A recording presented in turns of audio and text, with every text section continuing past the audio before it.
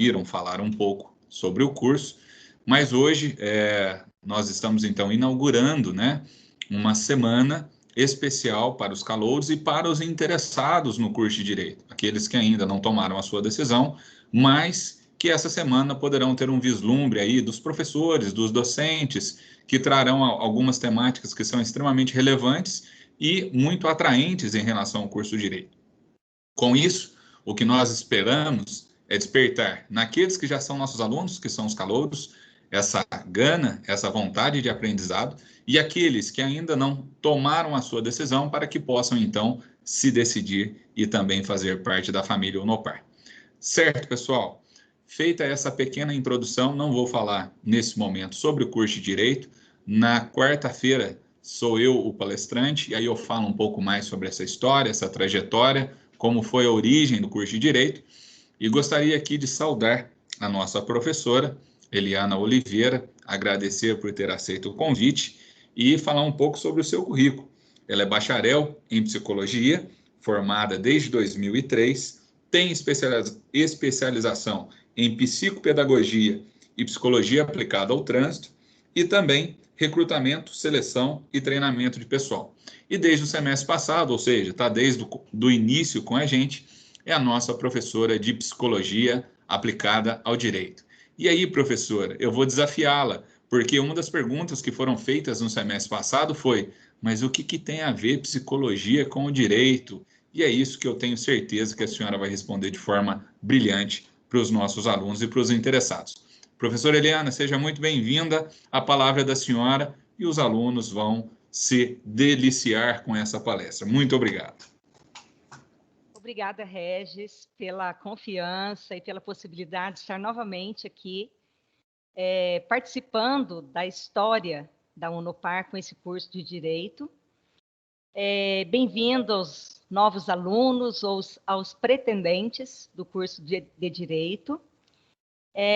Eu tenho certeza que vai ser, como na primeira turma, uma parceria muito bacana, muito interessante.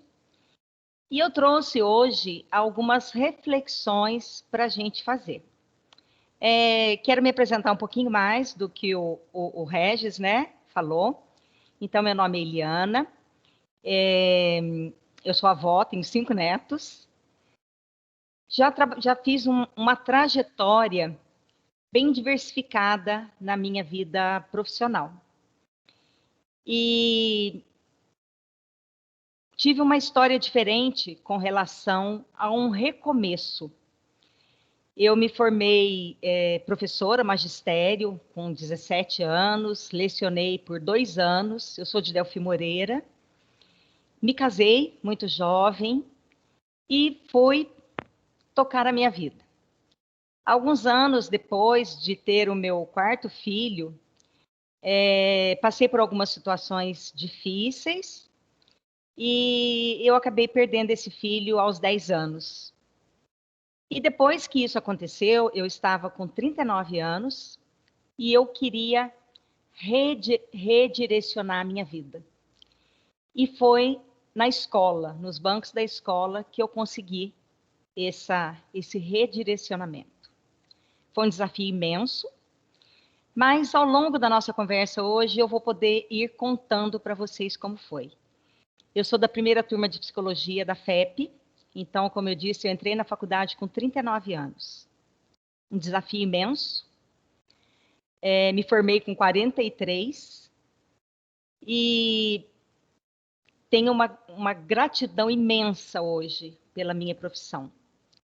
Foi um momento assim de reencontro comigo, de satisfação profissional, que certamente nos leva também a uma satisfação pessoal. Eu vou começar com vocês com um vídeo que eu quero que vocês se atentem bastante. Eu creio que já devem ter ouvido falar do Nadal, que é um tenista espanhol, campeão mundial, que começou a carreira muito jovem e nessa época ele tinha um tio como seu técnico.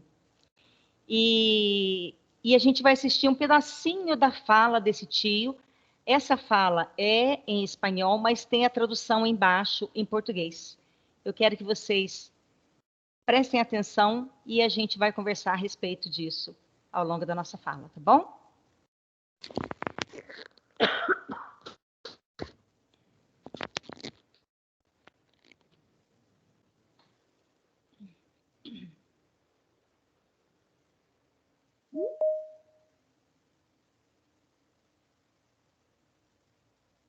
Años, él era joven y estábamos en Tarrasa y yo le acompañé a este torneo junto con otro chico de Mallorca y para que el otro no se sintiera desplazado, ya que yo era el tío de Rafael, fui a mirar el partido del otro jugador. Les pusieron el partido a la misma hora, Rafael hacía un completo desastre, yo no entendía nada porque tan mal entrenador tampoco soy. En eso vino un amigo mío, exjugador de tenis, y me dijo: tu sobrino no tiene otra raqueta, creo que está jugando con la raqueta rota, con el marco roto. Me voy a la pista de Rafael, me fui y le dije: Rafael, tu raqueta está rota. El tío la mira y dice: joder, sí, está rota. Perdió el primer set 6-0 con la raqueta rota y en el segundo se recuperó, pero perdió 7-5. Y me fui a Rafael y le dije: oye, ¿me puedes decir que un tío, después de tanto tiempo de jugar al tenis, no sabe ver, apreciar cuando una raqueta está rota? Y lo que me contestó hace años, esto fue muy elocuente. Me dijo: estoy tan acostumbrado a tener siempre la culpa yo, que para nada me hubiera imaginado que era la raqueta la que me hacía jugar mal. Él creció con la idea... Él creció con la idea de que el responsable de todo era él. Yo siempre le hice entender que la responsabilidad era suya y creo que él la ejerció bien. En Australia... Años, estábamos...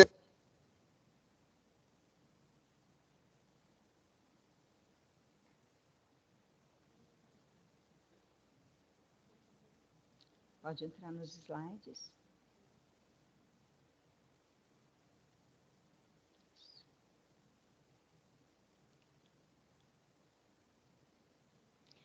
Bom, pessoal, o que eu consigo pensar, e depois vocês têm total liberdade para ver se pensaram comigo. O que acontece com a nossa vida normalmente? A gente trabalha com raquetes quebradas em muitas situações da nossa vida. Muitas vezes a raquete está quebrada e a gente não percebe.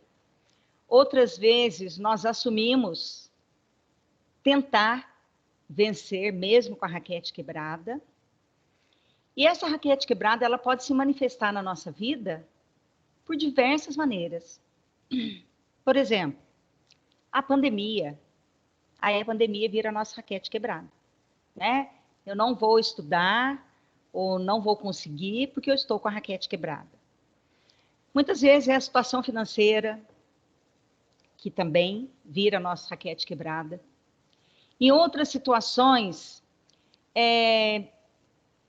o nosso próprio eu, que prefere, muitas vezes, ficar numa zona de conforto do que assumir a responsabilidade, não como o vídeo nos mostrou, que o Nadal, ele assumia sempre a responsabilidade achando que ele estava errado, então ele não percebeu que a raquete estava quebrada. Ou ele achou que isso não importaria. Mas a gente precisa saber identificar quais são os momentos em que a gente precisa assumir a responsabilidade em trocar a nossa raquete. Como eu comecei a contar para vocês, eu tive a raquete quebrada muitas vezes na vida. E a morte desse meu filho foi uma delas.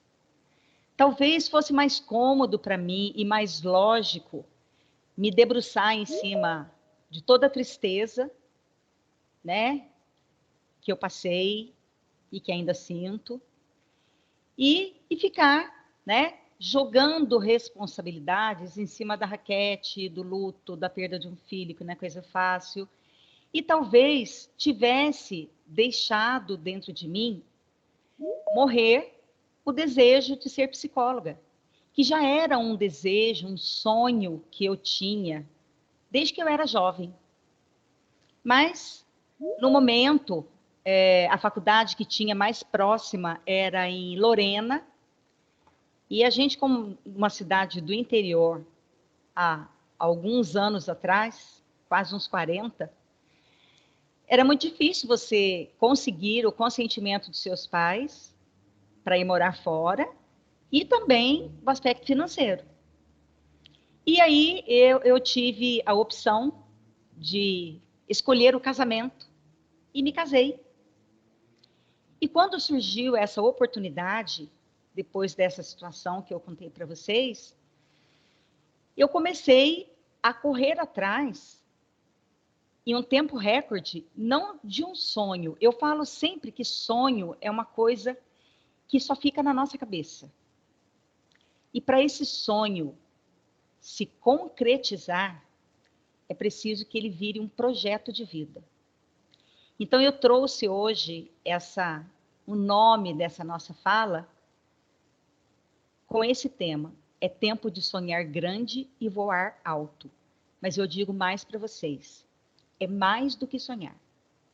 É projetar e é planejar essa situação. Como eu disse, eu tive pouco tempo. O falecimento dele se deu em outubro e em janeiro eu já tinha vestibular. Eu tinha feito magistério há 22 anos na época.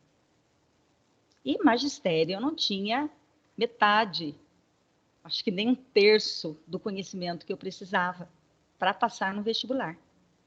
Eu tinha uma bagagem de vida, eu sempre gostei muito de ler, de escrever, então talvez na redação eu me garantisse. Mas eu não tinha a mínima noção mais, não me lembrava mais de química, física, matemática. E aí eu contei com a ajuda do meu filho mais velho, do meu marido que era professor, do meu filho mais velho que já estava estudando para fazer vestibular, e ele tentou me ajudar em alguma coisa. Então eu tive um tempo recorde, como eu disse, para tentar me organizar e fazer daquele sonho de adolescência virar esse projeto de vida. E aí foi uma alegria imensa quando eu consegui ver a minha lista, meu nome na lista de aprovados da faculdade. Um grande desafio estava à minha frente, porque, como eu disse, há muitos anos que eu não sentava num banco de escola, eu fiquei com muito medo do que eu ia encontrar, com medo de preconceito, já era uma pessoa com 39 anos, com filhos adolescentes. E, para minha surpresa, quando eu entrei em sala de aula, eu posso dizer assim que metade da minha turma eram pessoas mais maduras, talvez de 40 anos para cima. A outra metade tinha idade para serem nossas filhas, filhos e filhas, jovens que tinham acabado de sair do cursinho. E isso foi uma grande experiência e trouxe um grande aprendizado. A juventude desses colegas adolescentes trouxe todo o ânimo e vigor para a nossa turma, e a maturidade dessa outra turma que eu me encontrava trouxe também um pouco de tranquilidade e eu acho que de segurança para esses jovens. Então foi uma turma fantástica, uma turma em que entraram 50 alunos e se formaram 42. Uma queda pequena, né, de saída de alunos, de evasão, né, para um curso pesado de 5 anos, mas foi uma história fantástica. Então, eu consegui transformar aquilo que era um sonho num projeto, e é disso que a gente vai falar agora. Eu sempre gosto de trabalhar muito, vocês vão ver que ao longo das minhas aulas eu sempre faço isso, eu gosto sempre de trazer o significado das palavras para a gente trabalhar e refletir.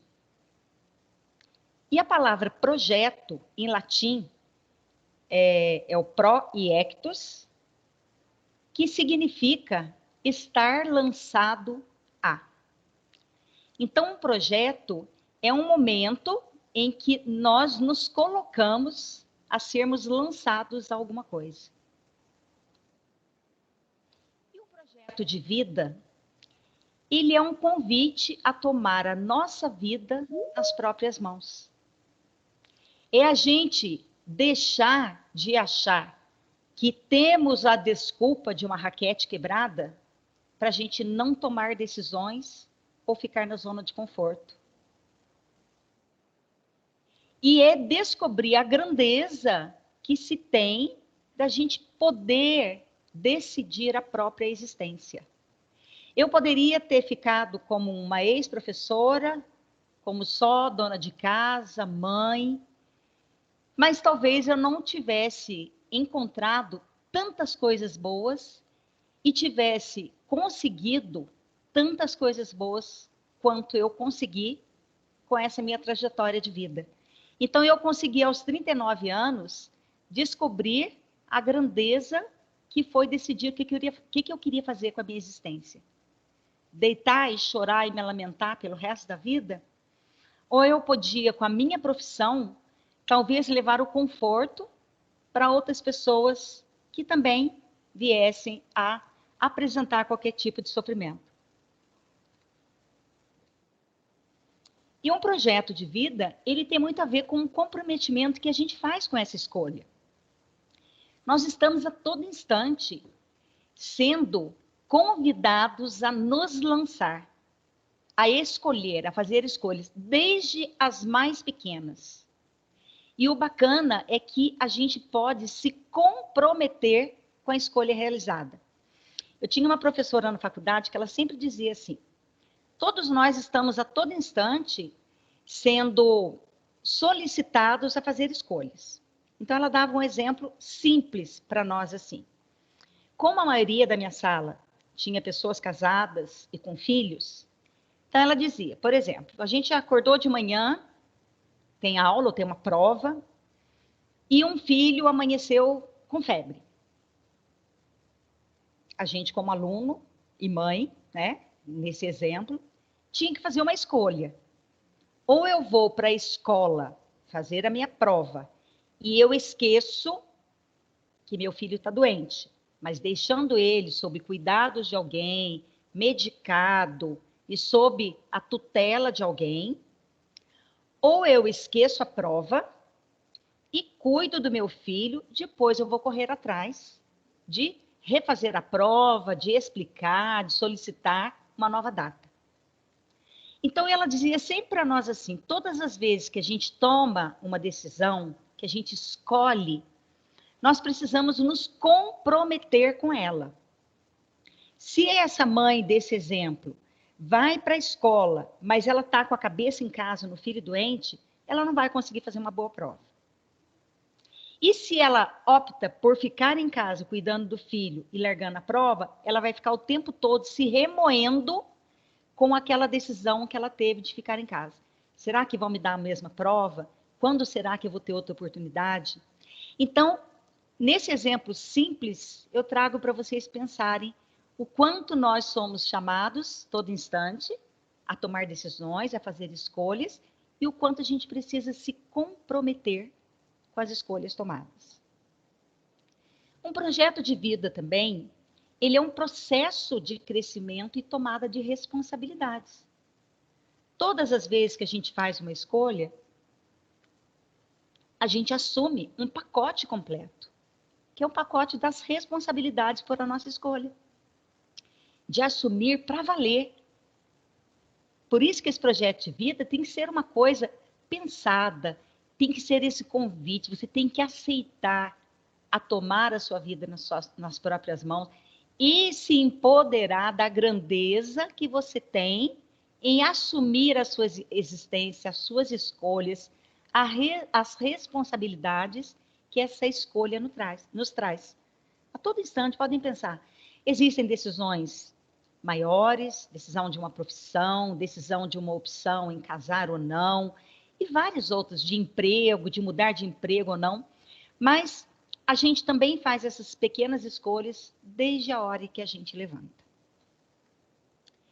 E eu gostaria, desculpe se eu não falei antes, mas eu acho que dá tempo de cada um de vocês pegar aí uma folha de papel e uma caneta ou lápis, e eu vou explicar o que a gente vai fazer. A gente vai fazer uma dinâmica ao longo desse nosso projeto, dessa nossa palestra, tá?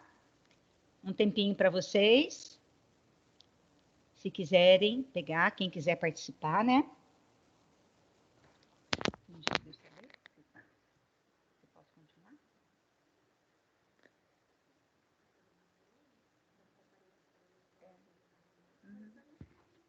Mas eles vão responder como? Como que eu vou ver?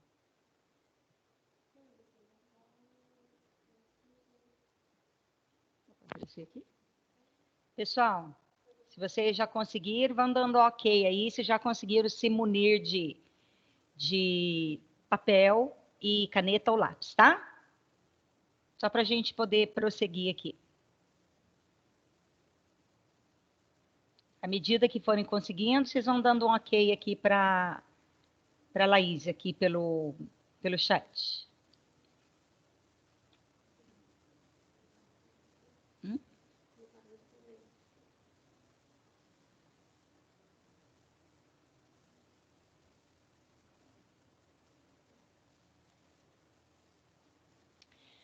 Bom, vamos lá então. Então, nessa folha, eu quero que vocês coloquem a mão de vocês sobre a folha e com o lápis ou caneta, vocês façam o contorno dessa mão, de maneira que vai ficar desenhada a mão de vocês nessa folha. Se alguém tiver dúvida, pode ir levantando a mão e fazendo pergunta, ok?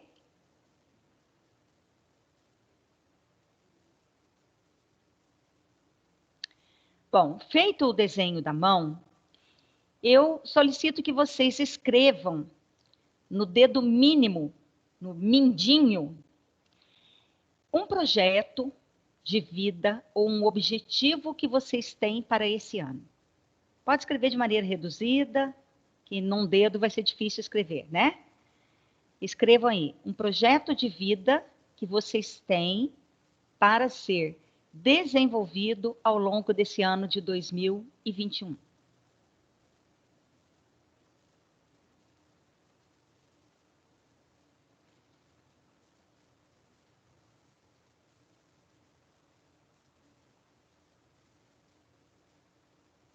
Bora lá?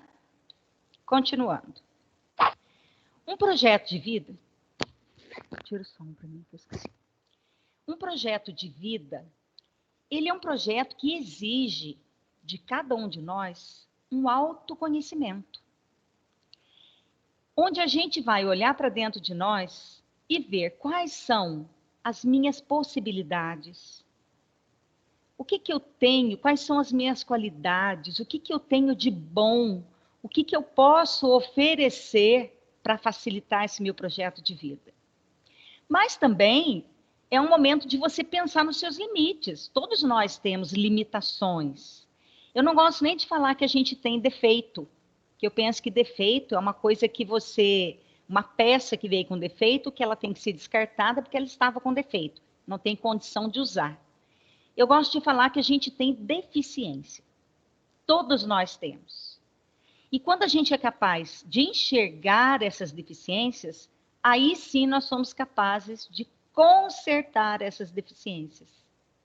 Então a gente precisa olhar para a nossa vida com coragem de assumir que temos muitas possibilidades, muitas qualidades, que temos muitas coisas boas, mas que talvez a gente tenha alguns limites, algumas deficiências e que a gente vai precisar superar para que esse nosso projeto de vida ele seja realmente conquistado. Um projeto de vida, para que ele seja executado, para que ele seja realizado, ele precisa de muita motivação. E a motivação nada mais é do que o esforço pessoal.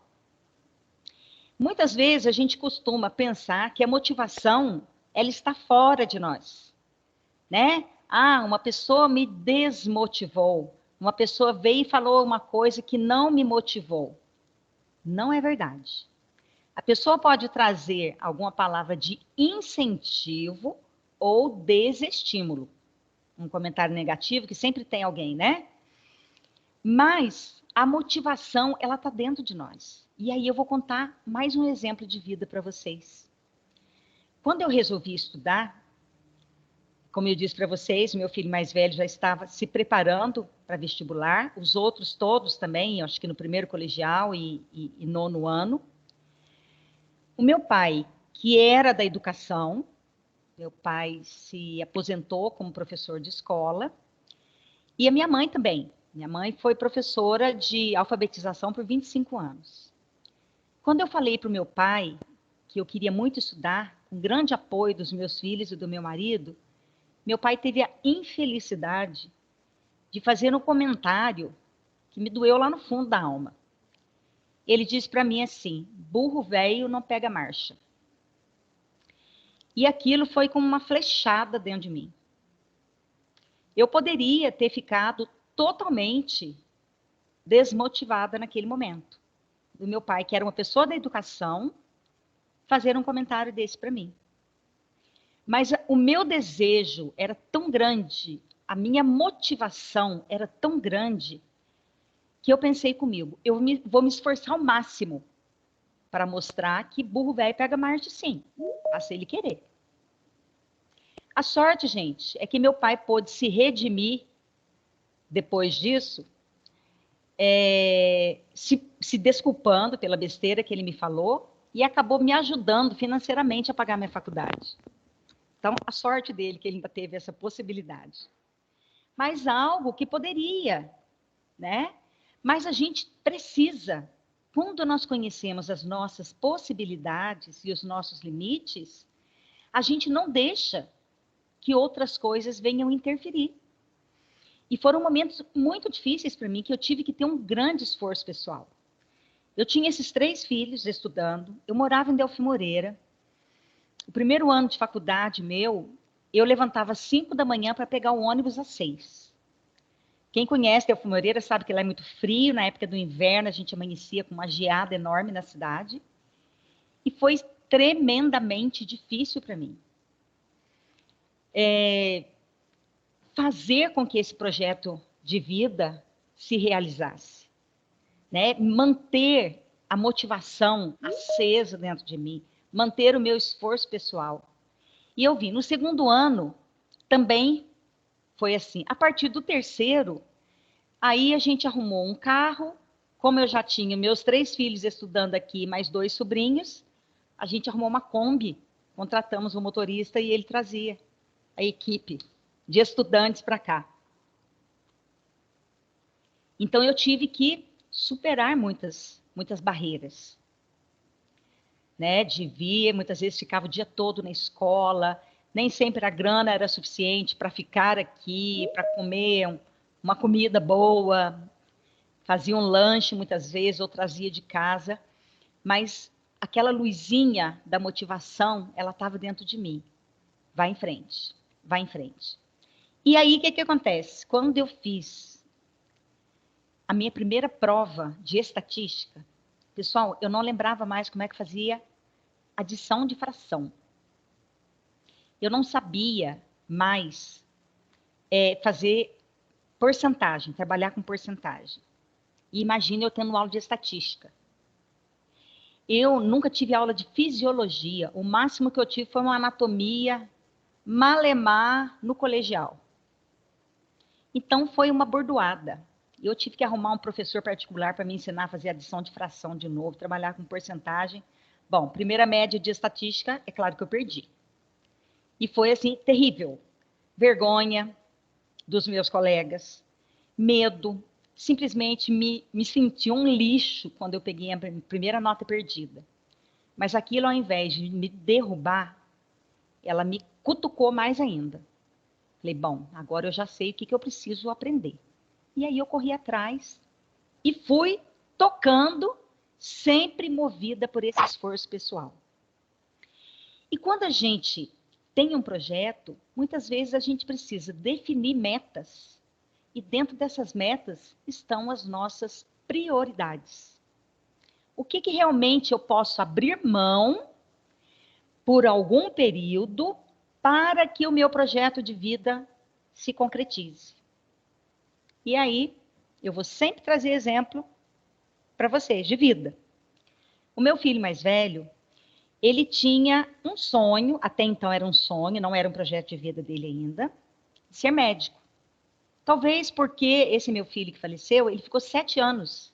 Ele sofreu um afogamento com 3 anos e ele ficou 7 anos com vida vegetativa, alimentando por sonda, sem andar, sem falar, sem engolir. E tudo isso mexeu com a família toda. Então, meu filho, desde sempre, ele falava, eu quero ser médico. Só que eu acho que ainda estava só como um sonho de adolescente nele, porque ele fez 4 anos de cursinho para ele conseguir passar. Porque até então, ele não entendia esse sonho dele de ser médico como um projeto de vida. Ele estava muito imaturo para definir metas e estabelecer prioridades. E ele tinha o pai, professor dele em cursinho. Então, meu marido falava assim, ele não vai passar no vestibular. E eu ficava danada da vida quando ele falava isso. Eu falava, como assim, você falando? Ele falou, dou aula em cursinho há muitos anos. Eu sei que ele ainda não conseguiu eleger prioridades. Ele ainda não entendeu que para passar numa faculdade é preciso muito esforço. E a faculdade de medicina, todos vocês sabem, ela é muito concorrida. E por isso as notas são muito altas, é difícil conseguir. Só que ele foi levando do jeito dele. No 3º ano de cursinho, ele passou em 2 fases de federais, mas ele não conseguiu passar na segunda. Aí o meu marido falou, agora ele começou a entender. E aí nós combinamos com ele, se esforce e o ano que vem, se você não passar em federal, a gente vai se esforçar para te ajudar a passar a estudar numa particular. Quando ele entrou na faculdade, eu estava encerrando a minha. E aí, graças a Deus, logo já comecei a trabalhar, então financeiramente eu pude contribuir para que aí, então, o projeto de vida de ser médico se tornasse realidade. Entendem a diferença de um sonho e de um projeto? Como é preciso estabelecer metas, prioridades e esforço pessoal imenso. E a gente precisa manter a nossa autoestima sempre em alta. A autoestima é o quanto a gente gosta da gente, o quanto a gente se respeita, o quanto nos queremos bem. E com isso, a gente conquista como? Buscando qualidade de vida.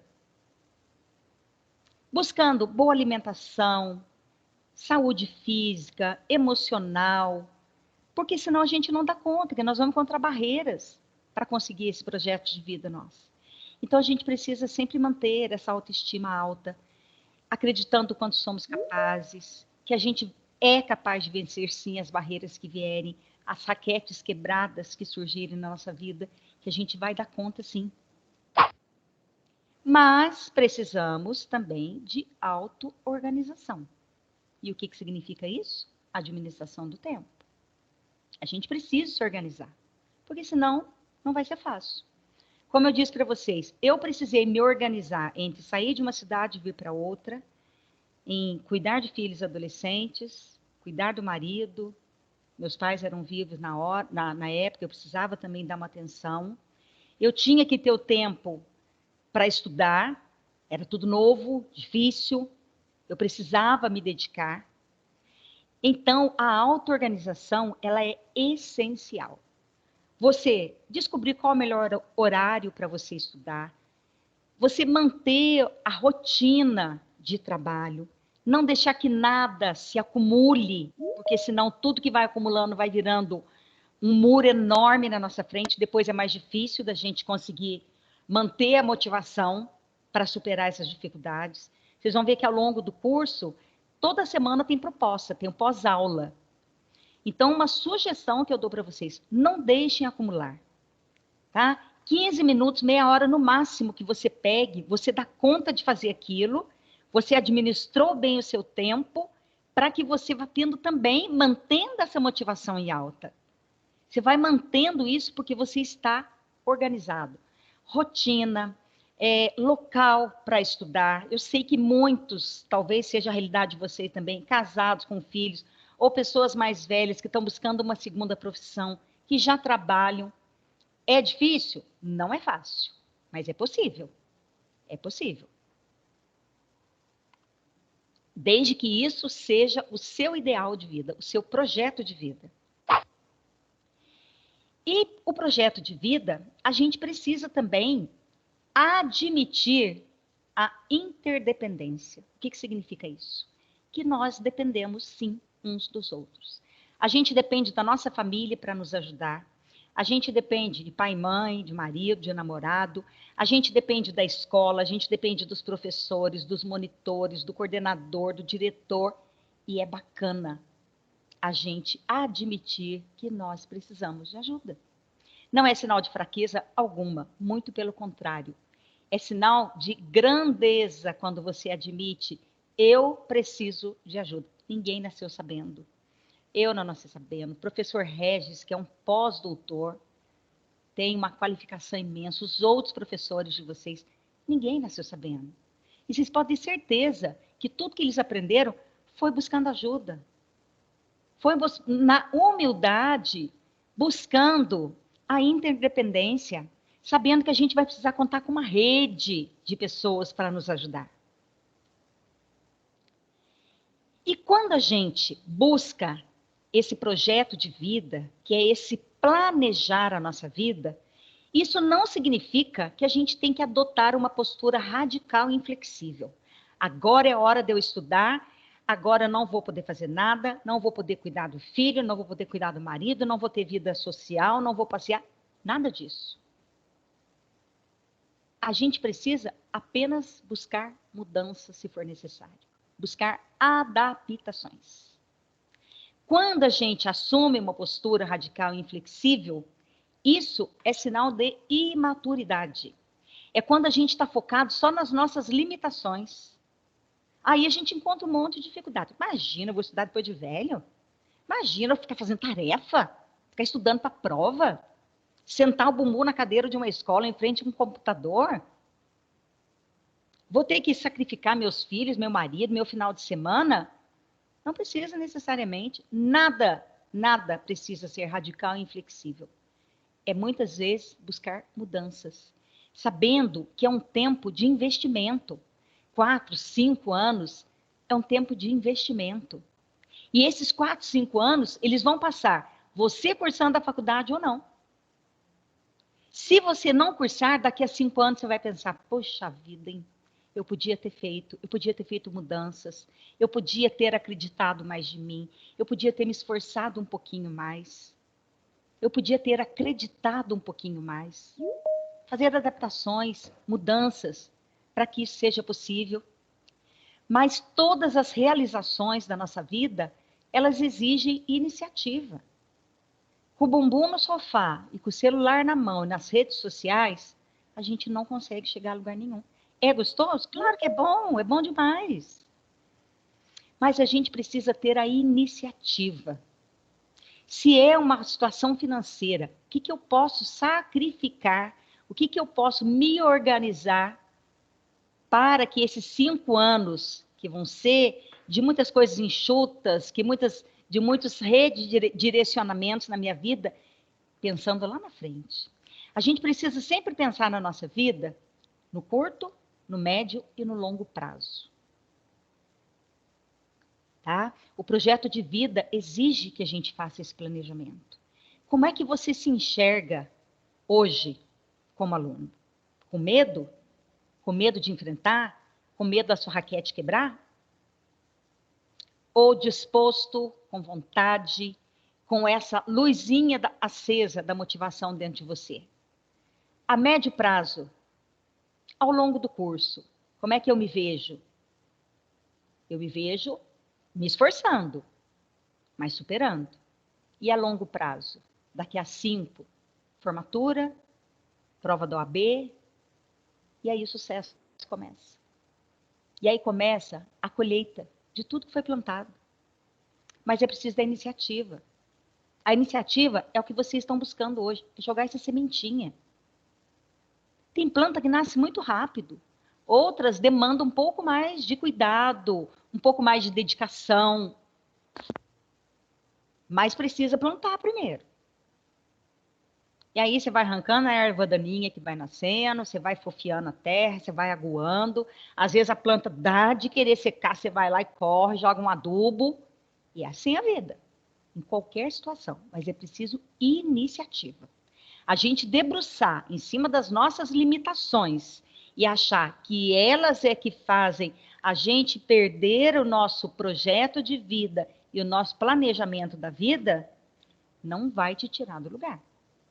É mais cômodo, mas não vai te tirar do lugar. E a iniciativa, ela exige determinação. É jogar a semente lá, mas fazer o seu papel de semeador. Como eu disse, é regar, é tirar a erva daninha que aparecer, é fofiar a terra, é adubar. É determinação, as coisas não são fáceis. Vocês acham que para mim não teve momentos que eu parei e pensei, meu Deus, o que eu estou fazendo? Claro que eu pensei. Mas eu tinha o projeto, eu tinha a motivação, eu tinha o meu esforço. E eu sou uma pessoa determinada. E a determinação, muitas vezes, ela exige replanejamento. Nós precisamos ter essa flexibilidade de replanejar, às vezes, os caminhos, as situações, de parar, sentar um pouquinho no caminho. Não sentar para a gente desanimar, sentar para descansar. Se a vida apresentar dificuldades, cansaço, senta só para descansar. Não é para desanimar. Senta, olha para frente e fala, bom, vou ter que me organizar alguma coisa. Às vezes é um desemprego que aparece, é uma situação de doença que aparece. Espera aí, vamos parar e pensar, como que a gente pode replanejar? E aí é contar com a rede de amigos, com a família, é buscar e saber que nós somos dependentes sim dos outros, buscar essa interdependência, enxergar que nós precisamos contar com pessoas. Isso é replanejamento. Não é simplesmente guardar ou deixar de lado algo que a gente projetou e planejou, porque alguma dificuldade apareceu. Tenta replanejar. Senão, a gente vai se derrubar a cada dificuldade que a vida se apresentar. Porque tem coisas na nossa vida que vêm sem a gente pedir. Elas simplesmente são apresentadas. E aí, o que a gente vai fazer com isso? No dedo anelar, da mãozinha que vocês desenharam, que é o dedo aqui do anel, eu quero que vocês pensem numa qualidade que vocês reconhecem em vocês mesmos. Alguma coisa que vocês pensem assim, eu sou uma pessoa assim, eu tenho essa qualidade. Escrevam aí, na mãozinha.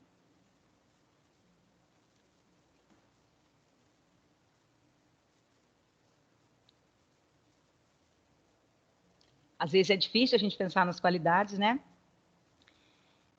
Mas eu tenho certeza que vocês conseguem.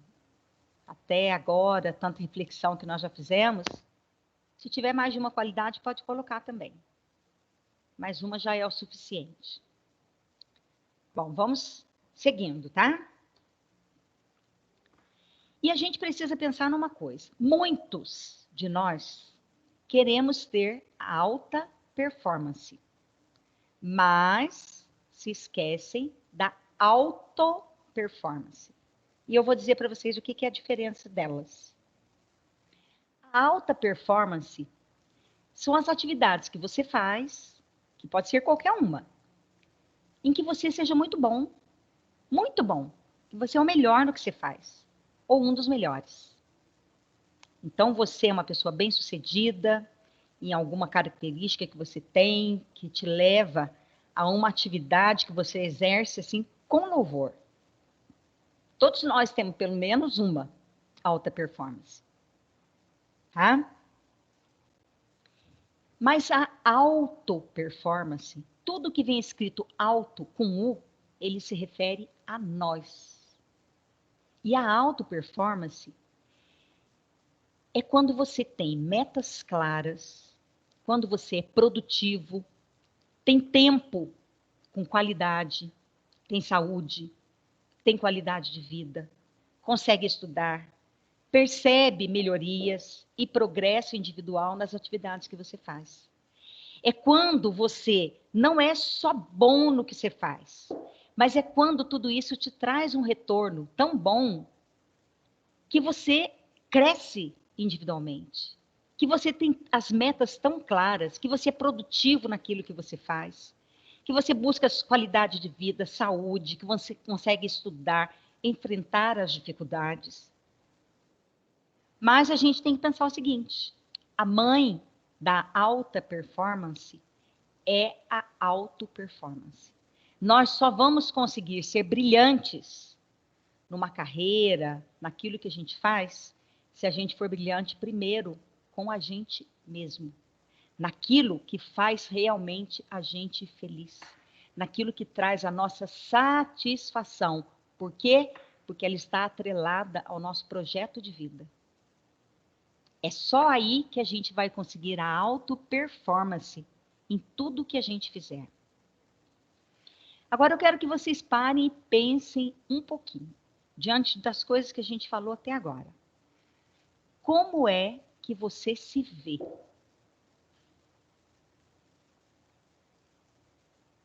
Como pessoa, como profissional, se você já tem uma profissão, como um futuro profissional do direito, que é o que você está buscando aqui hoje.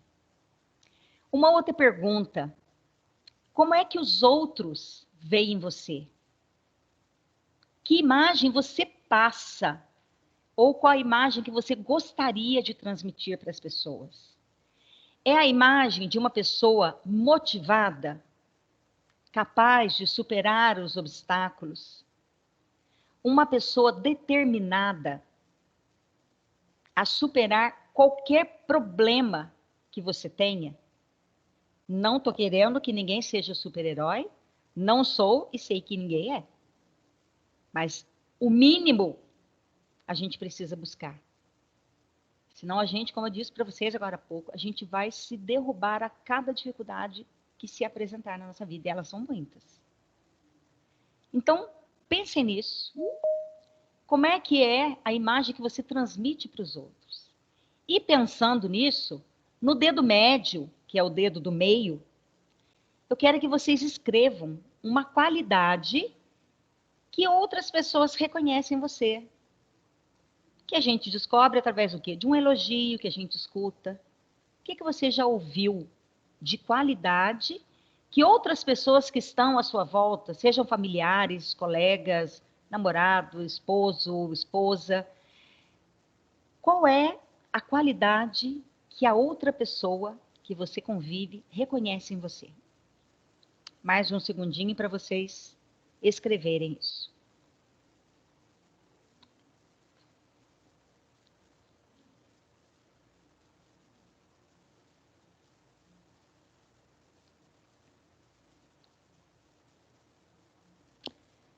Prosseguindo. Quando a gente faz esse projeto de vida, esse planejamento, a gente faz um planejamento estratégico para a nossa vida. E nós não podemos esquecer de que nós valemos tanto quanto aquele valor que a gente dá a si mesmo. Lembra que eu falei lá atrás que a gente precisa se valorizar, ter autoestima? As pessoas só vão nos valorizar se a gente se der o devido valor. Então, o homem, ele vale tanto quanto o valor que ele se dá a si próprio. Se você não se valoriza, se você não tem sua autoestima elevada, se você não tem motivação, se você se mostra uma pessoa derrotada, que tem dificuldades para superar os obstáculos, é assim que as pessoas vão te enxergar. E é esse o valor que as pessoas vão te dar. Então, a gente precisa reconhecer. Temos deficiências? Com certeza, muitas. Somos humanos. Mas eu tenho certeza que se a gente pensar, as nossas qualidades, elas precisam superar as nossas deficiências. Sempre. Se você não acredita em si, quem é que vai acreditar? Olha aí o comentário que meu pai fez. Se eu não acreditasse em mim, eu não teria seguido adiante do meu projeto. Busque entusiasmo sempre. O entusiasmo, ele é o combustível natural da determinação.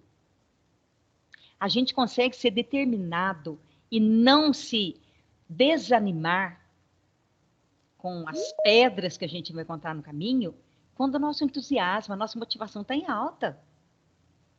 Perdi média, fui mal pra caraca. Vamos lá, vamos correr atrás. Vamos ver como é que eu posso fazer isso. O que eu posso fazer? Nossa, mas curso de Direito é difícil demais. Nenhum curso é fácil. Nenhum é. Todos têm as suas dificuldades. Em média, gente, nós levamos 10 anos para sermos reconhecidos no mercado. E esse é o tempo para sua marca virar grife. Se a gente espera ou deixa 10 anos passar sem fazer nada, daqui a 10 anos a gente não tem marca, a gente não tem grife, você não é ninguém. Olha, a gente falou 5 anos de faculdade, talvez mais 5 a longo prazo, para você ser aquele profissional de primeira, aquele profissional que se estabeleceu no mercado.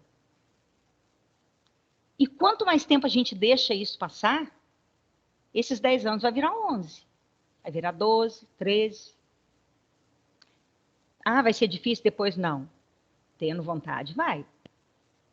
Mas se a gente pode começar agora, com um monte de raquete quebrada, que a pandemia é uma delas, né? Um curso que foi projetado para ser presencial no momento, devido à pandemia, não está podendo ser. A gente está fazendo esse trabalho aí agora com a possibilidade de alguns alunos virem para cá, mas tudo vai passar. E se a gente fica esperando, sabe aquela história que um cavalo arriado nem sempre passa 2 vezes no mesmo lugar? A hora é agora. Como eu comecei dizendo lá, é hora de sonhar grande e voar alto. Agora é a sua hora. Se você está aqui nesse momento me ouvindo falar, é porque agora é a sua hora. Volta lá atrás nos slides e pensa, preciso replanejar? Preciso redirecionar a minha vida? Preciso eleger prioridades? Preciso refazer algumas coisas? Senta, vai lá. Senta com alguém. Chama marido, mulher, namorada, pai, mãe. Vamos sentar junto. Vamos entrar comigo nesse projeto. Porque daqui a 10 anos, eu vou virar uma marca famosa. Eu vou virar um profissional famoso. E é isso que a gente precisa buscar. Isso, em média, 10 anos. Muitos conquistam essa grife muito antes. E sabe quando que a gente começa a conquistar essa grife? No primeiro ano de faculdade. É levando a sério a faculdade. É levando a sério, sabendo que é um projeto que você fez para a sua vida. É levando a sério, é fazendo com entusiasmo, com alegria. Você já vai se tornando conhecido, você já vai montando, não é depois só que forma, não. É agora. É escrever a sua história, começou a sua grife agora. Sabendo que pode levar até 10 anos. Mas muitas vezes dentro da escola você já faz uma tão brilhante vida acadêmica que isso depois é tranquilo virar um profissional de primeira qualidade. Um profissional que vai fazer diferença no mercado. A gente precisa querer sempre ser melhor do que os outros. Não é no sentido egoísta, não é no sentido de pisar em cima de ninguém. Mas o básico todo mundo te oferece. O básico todo mundo tem. Você tem que ter um diferencial. E para ter o diferencial, a gente precisa ter atitude. Se você quer realizar grandes mudanças em sua vida, comece por atitudes que te conduzam para essa mudança. Qual é a atitude hoje? É enfrentar o banco de escola. Não desanime diante das dificuldades. Elas vão surgir, gente. Elas surgem na nossa vida profissional, pessoal, na vida acadêmica. Surgem. Toda dificuldade, ela faz parte de um processo de aprendizado. seja na vida acadêmica, seja na vida pessoal, seja na vida profissional. A gente cresce à medida em que a gente vai dando e levando porradas. Seria muito cômodo ser tudo um mar de rosas, mas a gente não aprende. Nós aprendemos nos momentos de dificuldade. Outro dia eu vi uma propaganda, eu não sei se eu vou lembrar o nome agora, de um navegador, Almir, você lembra o nome dele? É um navegador famoso que tem aí. E ele disse que quando eles estão em alto mar, é o momento em que eles vão mais longe, quando os ventos são muito fortes. Eles aproveitam o vento, que poderia ser uma situação adversa, para conduzir o barco dele para onde ele quer chegar. Talvez fosse um momento de medo, de desânimo, de dificuldade. É aí que ele foi aprendendo que na dificuldade você tem o aprendizado. Mais uma, continuando a nossa dinâmica. No dedo indicador, sabe aquele dedo que a gente adora apontar para os outros assim, ó? Que normalmente quando a gente está bravo, que está querendo dar um sabão em alguém que a gente aponta. Esse dedo, vocês vão voltar para vocês e vão colocar aí uma deficiência que vocês reconhecem que tem. Escrevam aí na folha. Fiquem sossegados que isso aí ninguém vai ver não, viu? Só vocês mesmos.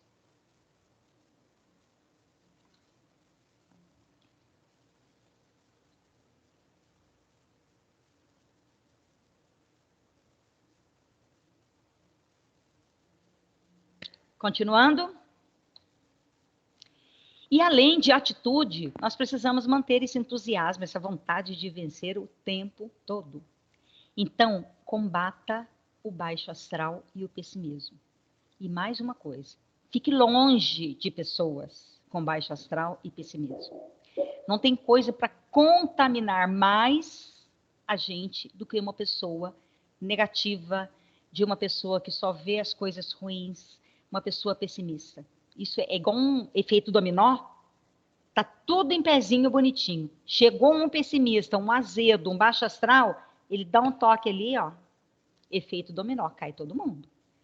Então, além de você combater em você mesmo o baixo astral e o pessimismo, busque um entusiasmo contagiante para você. E se você puder levar uma palavra de entusiasmo para alguém, vai lá, contagie.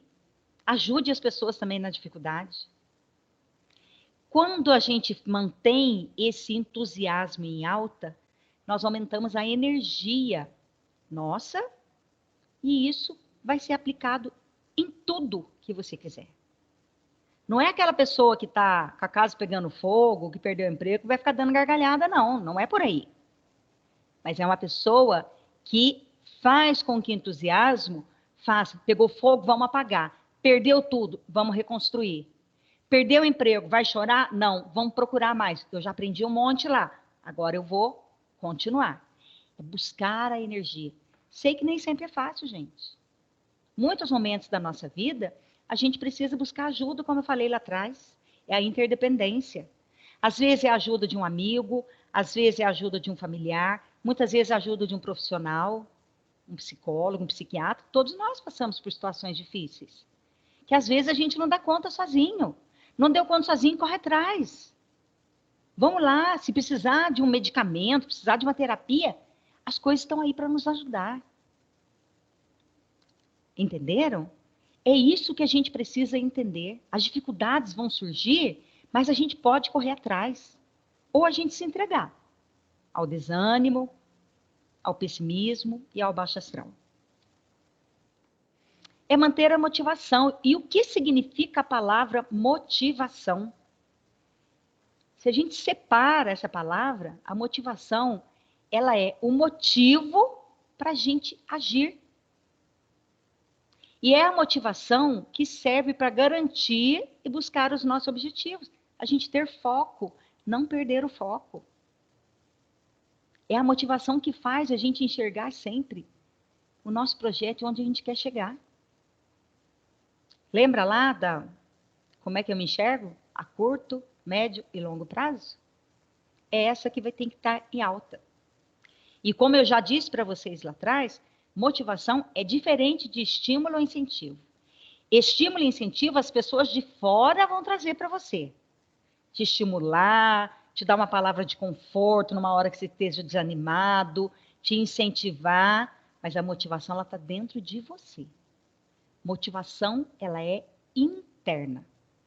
Estímulo e incentivo vêm de fora.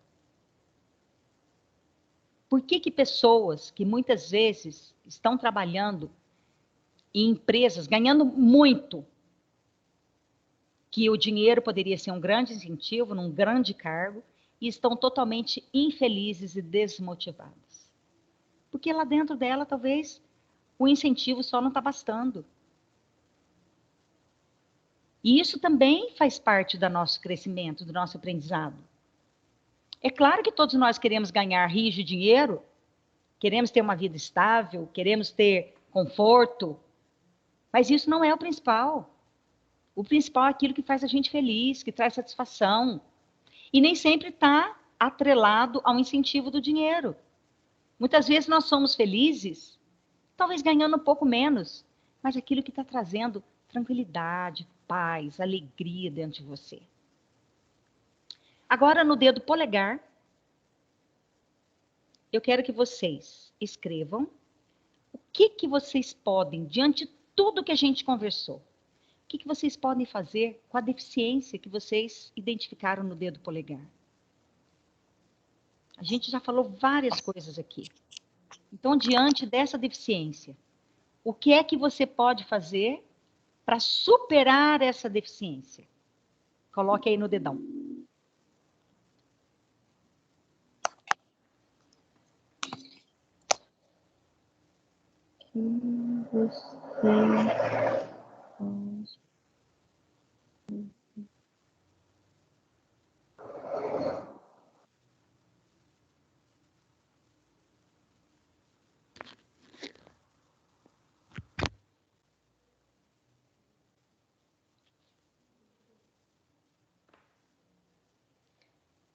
Prosseguindo, pessoal. E dentro desse nosso projeto de vida, e naquela posição que eu disse para vocês, da interdependência, e de buscar as pessoas que podem nos ajudar, nos incentivar e nos apoiar, existe a rede de relacionamentos, que hoje é usado muito esse termo em inglês, né, que é o network. O network nada mais é do que essa rede de relacionamentos. O network são os relacionamentos humanos que podem nos proteger de riscos e permitem a criação de oportunidades. O melhor network que vocês podem ter hoje, a melhor rede de relacionamentos que vocês podem ter hoje, é o banco da faculdade. É na escola que começa essa grande teia de relacionamentos futuros que vocês vão ter. É na escola que vocês vão encontrar o apoio da direção, da coordenação, dos professores, dos colegas, que vão ser futuros profissionais. São eles que vão ajudar a te proteger nos momentos de risco e vão ajudar a buscar as oportunidades. É importante ressaltar que o quanto se está disposto a colaborar com a rede. Isso acaba determinando o que se poderá obter dela. Então, essa rede de relacionamentos é uma interdependência entre todos. É sabendo que uma hora eu preciso apoiar, porque eu preciso também colaborar com essa rede para o crescimento dessa rede, porque ela vai ser o meu momento de apoio quando eu precisar. Em algumas situações eu vou servir de ombro, de sustento, de incentivo. Em outras situações sou eu quem vou precisar. Então esse network, ele vai ser fundamental na escola e futuramente, daqui a 5 anos. Você vai estar no mercado junto com esses colegas, que você vai poder abrir escritório junto, vocês vão poder participar de projetos junto, e você começa a conquistar isso onde? É nos bancos da faculdade. É aqui que começa. É o network, essa rede que você faz com a própria direção, coordenação e professores da escola. Daqui a pouco vocês podem estar dividindo sala com um professor. É buscando o apoio e o aprendizado que eles já tiveram no mestrado, no doutorado, no pós-doutorado. É essa rede que vai trazer tudo isso para vocês. E a gente precisa lembrar sempre que da mesma forma que nós doamos, nós recebemos. Na mesma proporção. Certo? Então, o network é essa rede maravilhosa de relacionamentos humanos que a gente tem, que fazem parte e que nós precisamos e dependemos dela. E a motivação, ela vai influenciar diretamente os nossos comportamentos. O tanto que a gente está motivado a buscar superação, o tanto que a gente está motivado a participar desse network, ela vai influenciar os comportamentos que nós vamos ter. Vai ser um comportamento de iniciativa, de superação, de correr atrás, de levantar e de enfrentar? Ou vai ser um comportamento de total desânimo e deixar que a desmotivação tome conta?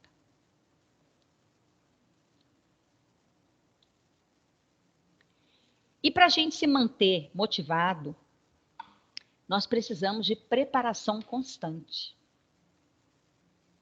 A nossa capacidade, ela é igual ao conhecimento, mais a motivação que a gente tem para realizar.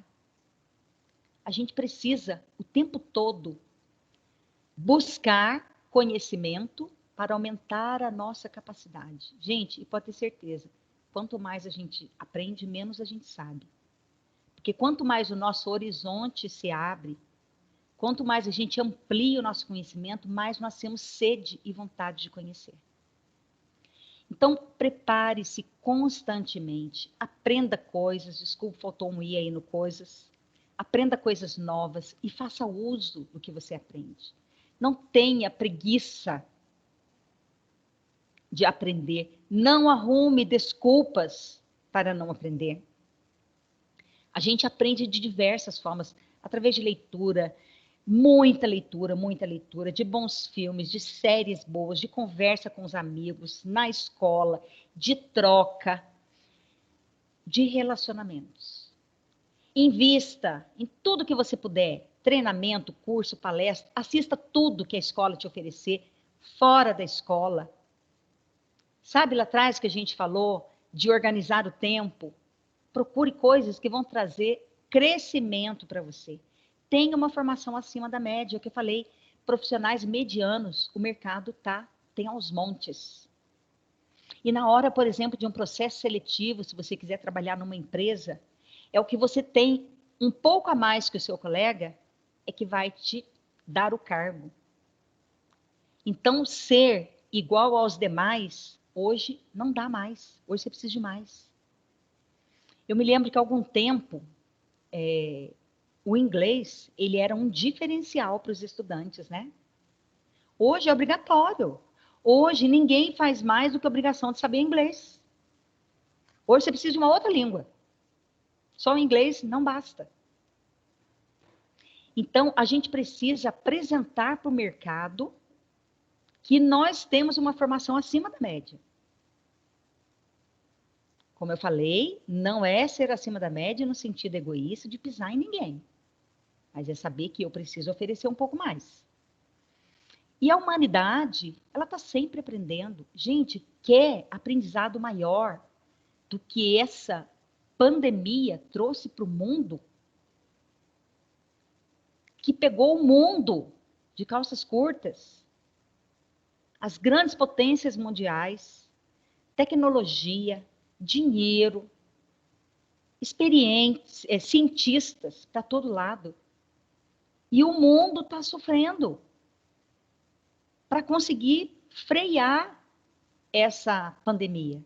E a hora que a gente teve toda a expectativa, né, de que veio a vacina, o danado do vírus sofre mutação, vem trazendo novas cepas, novos desafios, novos aprendizados, e os cientistas estão aí, correndo atrás, não só do coronavírus, mas de tantas outras. Hoje eu vi uma reportagem que os cientistas vão começar a testar vacina contra o Alzheimer em humanos.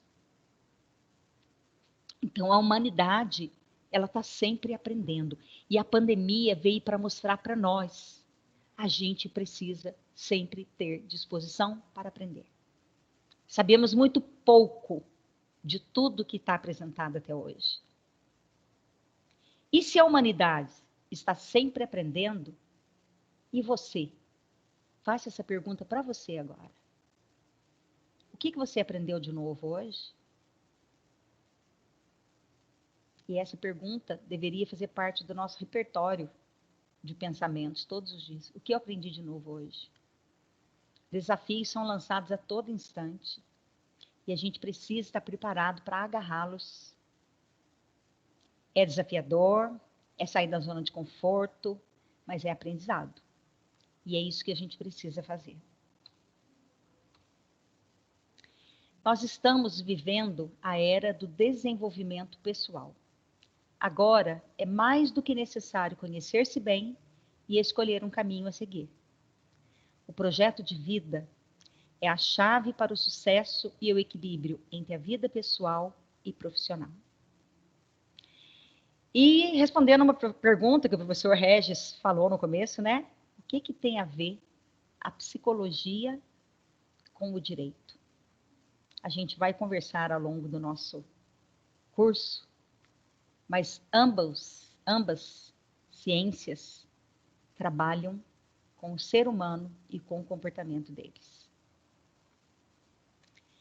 Por que a gente fez essa dinâmica das mãos, né?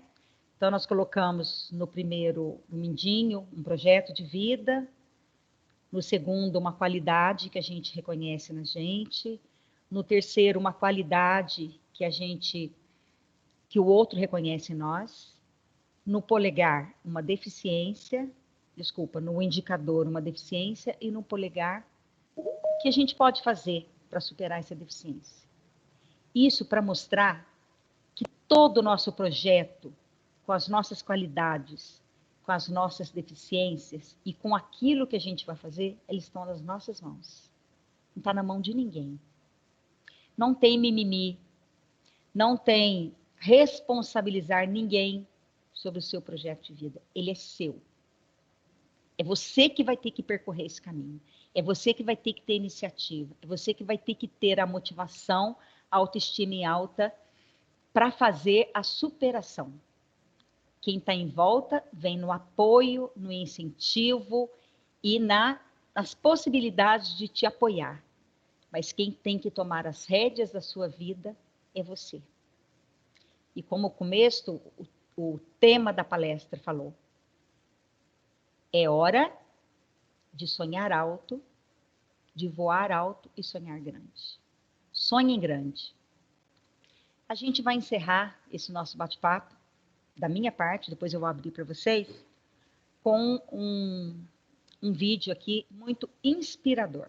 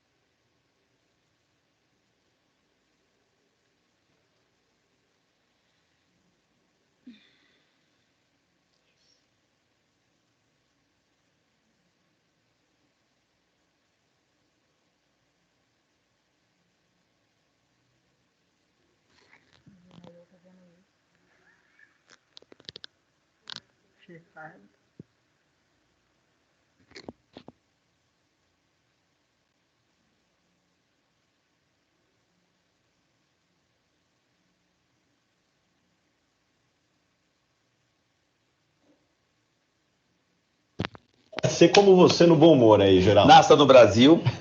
Hora que o dia começar, você vai perceber que isso aqui tem o melhor clima do mundo. Você vai ver um dia lindo. Não tem desastre natural. Uma extensão de terra brilhante, tipo assim, gigante. É um país gigante. Altamente produtivo. Alimenta 1/4 do mundo. Você nasceu aqui, você é privilegiado. Então, de manhã, se você não sorrir, você tem que apanhar. Você já foi privilegiado. Agora é o seguinte, agora o que faz para mudar o resto? Você levanta de manhã, você já teve um privilégio, você já nasceu, já acordou, o sol já está brilhando, o dia já clareou, você está vivo, você está saudável, vai ser produtivo, vai fazer alguma coisa e comece através de um sorriso. Olha, nem que seja por inteligência, não tem por que você não ser grato a isso. O meu maior ânimo, o meu melhor humor, a minha melhor disposição vem da gratidão. Gratidão pelo dia que se inicia. Ninguém precisa mais que isso. Então as pessoas ficam esperando o primeiro milhão, o primeiro carro importado, o primeiro CNPJ na bolsa. Não, cara. Demora muito e o seu tempo vai acabar. Levanta de manhã, sorria e vai fazer alguma coisa, vai fazer diferença na vida das pessoas. E sai do lamento.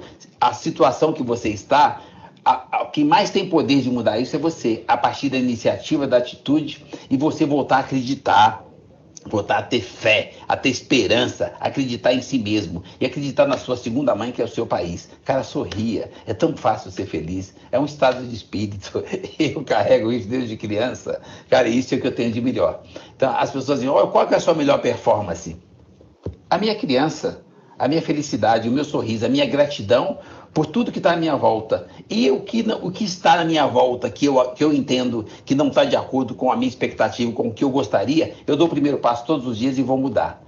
Então, ou seja, não terceirize o problema, não terceirize a culpa, não fique esperando o governo, não fique esperando o mercado somos nós, o governo somos nós, o país somos nós. Nós quem? Eu e o meu semelhante, eu agora e você, o Thiago que está do lado. Juntos nós fazemos a diferença. Você só precisa acreditar. Harvard, o que Harvard tem que falta para outras universidades? A crença. Eles acreditam que eles são muito bons.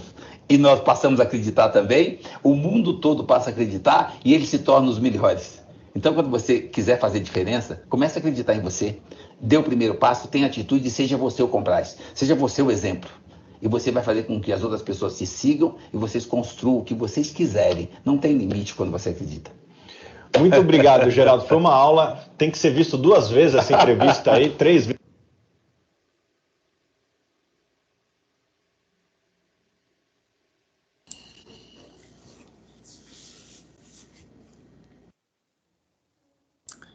Professora Eliana, Sim. muito obrigado por suas palavras, por essa palestra magnífica. Tenho certeza que todos estão mais inspirados neste momento e tenho a convicção de que para que nós possamos alcançar os nossos sonhos, nós precisamos dar o primeiro passo e que nós dependemos apenas de nós mesmos e dessa vontade que nos instiga todos os dias a levantar de nossas camas para um novo amanhecer. Muito obrigado por sua palestra, meus parabéns, e com certeza as suas aulas ao longo desse semestre poderão mostrar a esses alunos e a esses candidatos um pouco mais dessa sensibilidade e da importância da psicologia, em especial para os advogados. Pois, fazendo aqui um apanhado já com vocês sobre a questão do direito, muitas vezes nós somos, sem usurpar, né, aqui a função da nossa psicóloga, mas muitas vezes, enquanto advogados, nós somos mais psicólogos do que advogados, porque os nossos clientes, eles têm a ânsia de falar, de contar o seu problema. E se vocês verificarem, principalmente em causas relacionadas à pequena monta, né, causas de juizado especial, por exemplo, em 90% dos casos, basta um pedido de desculpa. É só isso que se resolvem as questões. Pessoal, agradeço. Eu queria só fazer um comentário, Regis. Claro. Pessoal, não sei se vocês conheciam esse case de sucesso que eu trouxe aí, né?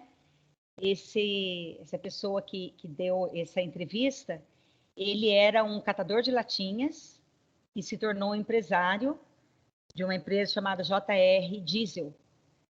Então, uma pessoa que tinha todos os motivos para ficar, né, continuar a vida dele, mas ele tinha um projeto, um sonho e ele tocou adiante. E a importância da gratidão que ele traz assim de uma forma fantástica. Agradeço ao professor Regis pela oportunidade, pelas palavras, e aos alunos por estarem junto conosco nessa empreitada. Um grande abraço e estou à disposição para qualquer comentário. Obrigado, professora Eliana. Conforme prometido, então, pessoal, o professor Márcio, ele colocou um link no grupo do WhatsApp, que é para que vocês possam participar do sorteio que nós vamos fazer agora do livro. Todos vocês já responderam aquele link que foi postado pelo professor Márcio? Se sim, confirmem para mim, ou aqui pelo chat, ou pelo WhatsApp. Se vocês ainda não sabem utilizar as ferramentas aqui, aqui já respondeu que sim, vamos abrir aqui. A Aline já respondeu, Tayane também já respondeu. Tayane está com sorte, hein, Tayane? Vai que você ganha de novo. Vamos lá. Lívia, Elaine está respondendo. Joyce já respondeu. Pessoal, enquanto vocês vão respondendo, alguém tem alguma dúvida, alguma consideração a fazer, professora Eliana? Aproveitem.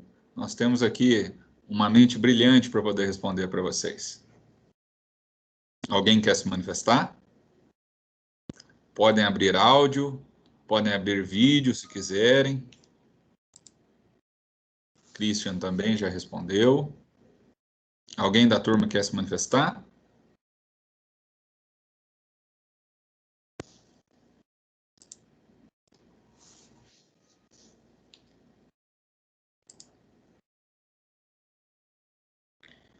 Marcelo, eu acredito que não. Deixa eu só dar uma olhada aqui se o link está com alguma data errada, mas a princípio está tudo certo. Não, tá certo sim. Tá com a data correta aqui no link. Tá bom? Vocês precisam colocar o nome, CPF e responder uma pergunta sobre a palestra. É isso que vocês precisam fazer. Tá bom?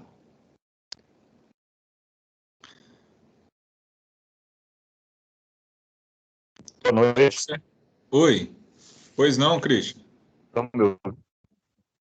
Estou te ouvindo. Gostaria aqui de agradecer a professora Elaine, né? A ela foi fantástica, conseguiu colocar muito conteúdo em pouco, porque o conteúdo é fantástico. Adorei, muito bom. Parabéns, viu, professor? Muito obrigada, Christian. Seja muito bem-vindo, Christian. Mais alguém, Obrigado, pessoal? professor. Mais alguém que queira se manifestar? Laís, dá uma olhada para a gente, vê se está equivalente ao número de respostas e o que nós temos de participantes, por favor.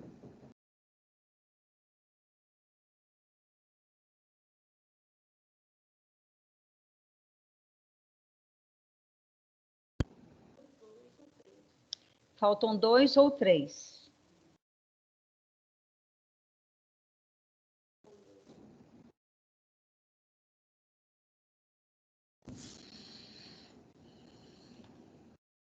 Laís, sorteia 3 números, por favor.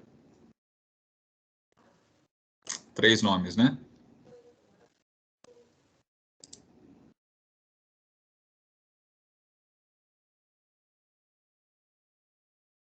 Deixa a câmera minha, tá?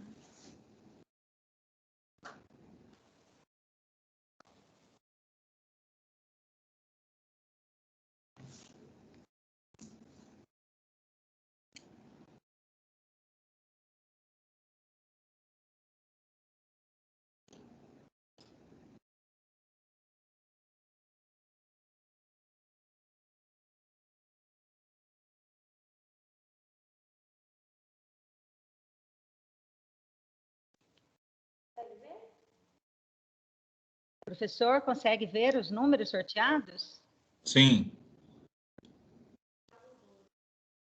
Quem me pergunta aqui, Elaine, os livros sorteados serão referentes à matéria da professora? Não, Elaine, normalmente a gente sorteia aqui livros que a instituição é presenteada, de editoras. Hoje, o que vai ser sorteado para vocês é a revista de Previdência Social. Aqui está desfocando aqui. Eu acho que ele só vai pegar o rosto. Eu teria que tirar o efeito para poder mostrar para vocês, mas hoje é revista de Previdência Social, tá bom? Vamos lá. Quem é a sorteada? Daniela. Daniela, você nos ouve? Freire Toledo. Daniela, você nos ouve? Sim. Daniela, meus parabéns. Você foi a sorteada da noite. Não se esqueçam que todos os dias nós iremos fazer sorteios e o livro estará aqui à sua disposição, tá? Você pode retirar aqui na unidade quando você quiser, tá bom? Ah, legal. Obrigadão. De nada, Daniela. Vamos lá, tem mais uma pergunta aqui. A professora poderia, por gentileza, indicar algum livro referente à psicologia no direito? Tem alguma indicação, professor? Eu não tenho agora o nome para te dizer, mas a nossa Sim. biblioteca aqui tem alguns livros que Sim. são bem interessantes, inclusive são livros que eu utilizo para preparar as minhas aulas. E eles são livros Perfeito. bacanas porque eles trazem muitos casos do dia a dia, Sim. como exemplo. Eu vejo o nome certinho e te aviso na próxima aula, ok? Sem problema. Então, só para ficar aqui registrado, Elaine, na próxima aula, quando a professora fizer aqui a indicação das referências bibliográficas, vocês já terão uma noção desses livros. Um dos diferenciais que nós temos em relação à Croton é justamente a questão da biblioteca virtual. Eu vou ensinar a vocês, né, depois que vocês estiverem já com login e senha, como que vocês fazem para acessar essa biblioteca virtual. Quer ver? Ó? Eu vou fazer aqui, eu vou compartilhar a tela com vocês, só para vocês terem uma ideia. Sei que nós estamos fugindo um pouco aqui do tema da palestra, professora, mas é importante que eles conheçam. Então, Sem problemas. nós temos aqui uma biblioteca virtual extremamente atualizada, né, que tem acesso tanto para os alunos quanto para os nossos professores. Então, não necessariamente vocês precisam dos livros físicos, vocês podem consultar aí da casa de vocês. Vocês estão vendo a minha tela? Está vendo minha tela, professor? Sim. Perfeito. Então, vamos lá. Ao entrar no portal, por exemplo, respondendo a sua pergunta especificamente, vamos só esperar ele entrar aqui. Ó, eu estava lendo um livro sobre direito constitucional, que eu estou preparando a minha aula. Então, psicologia aplicada ao direito. Vamos ver o que a gente encontra de obras relacionadas à psicologia aplicada ao direito. Olha só, nós temos aqui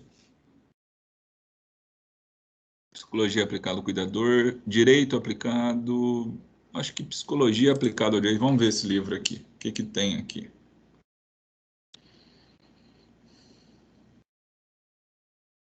Não sei se é uma das referências que a professora utiliza, é de enfermagem, Fernanda Egger Barbosa, Gabriela Felten, Sabine Heumann e Ítala Daniela.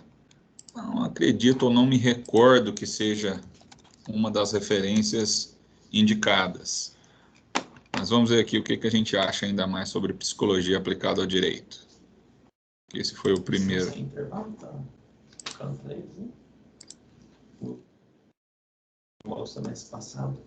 Regis, coloca psicologia jurídica também.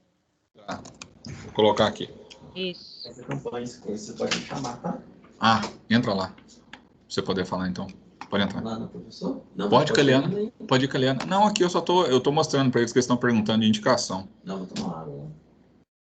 Tá. Pessoal, aí, ó, psicologia jurídica. Boa indicação do professor Eliana. Nós já temos muitas outras opções aqui dentro de psicologia. Manual de psicologia jurídica, Psicologia Jurídica, do José Osmar.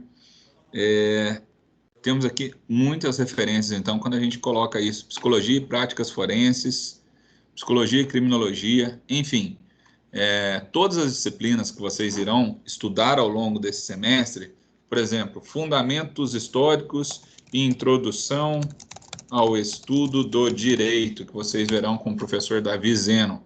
Aqui vocês têm Paulo Dourado, Silvio Venosa, e o que é mais interessante, pessoal, dessa biblioteca digital para vocês, é a atualização das obras.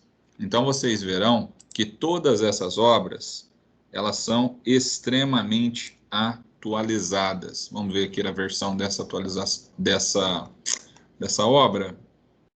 Sexta atualizada. Só seguir aqui.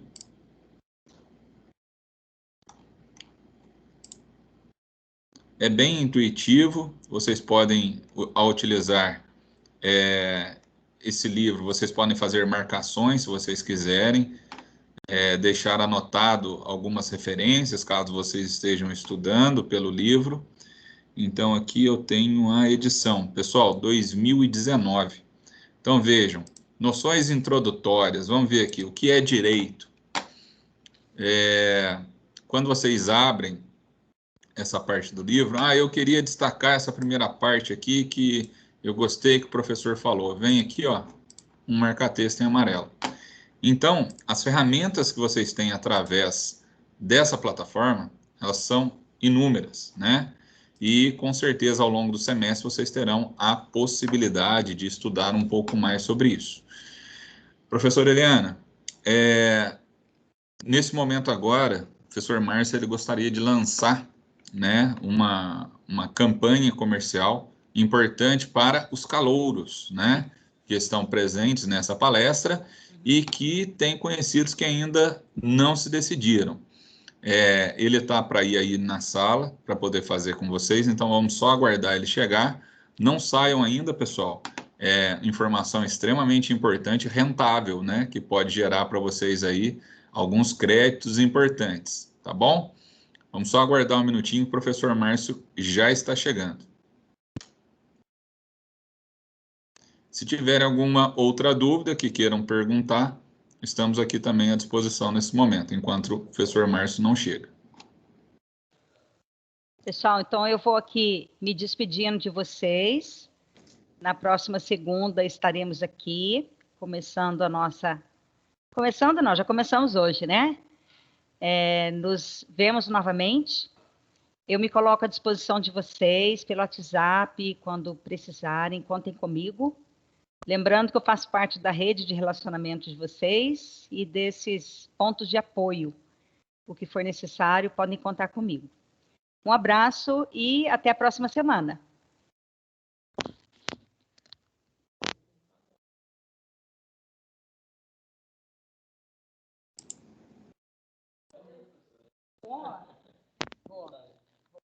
Eu sempre tenho dificuldade de me